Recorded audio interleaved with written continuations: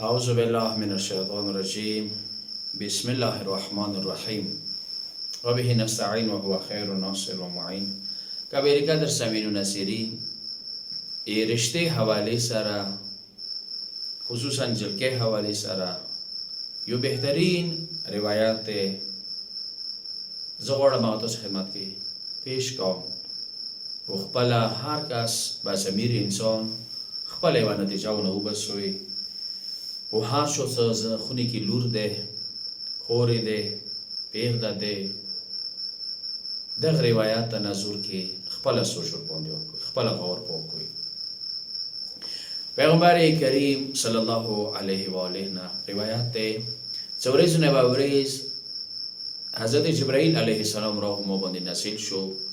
دا ویل چې پروردگار د تو سلام کوي پس د سلام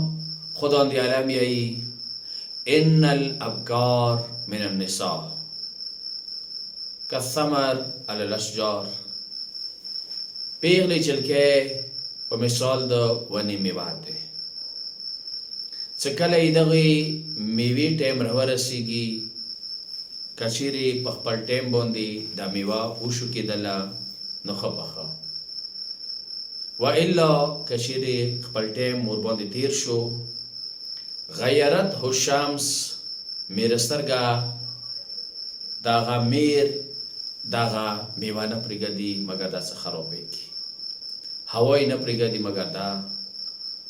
صدا میوه د خپو شکار جوړ شي یعنی میوه علاج د څه کله په ښه شفا ورنه وشو کوي د خوراک کپیل دي اندي شان سره پیغلی جلکه کله خپل بلوغ هات ورسېدلې ایدو علاج بعولتهن داس دوی ودو کی شوهر کورتا لوړ شي دا روایت کله چې جبرائیل بیان کو پیغمبر ته فصعد المنبر پیغمبر منبر ته وختو دا روایت خلکو ته بیان کو خدا مثال ته پیش کو چې خداوند عالم دی چې پیغلی جلکه په مثال د ونی میوه چې هغه علاج شو کول دي چې کله په ټیم راورسي کني مې سترګې خرپي جلکه هم کله پیغلیوالی حدود ته داخله شوله هغه علاج شوهر کشيري نو شو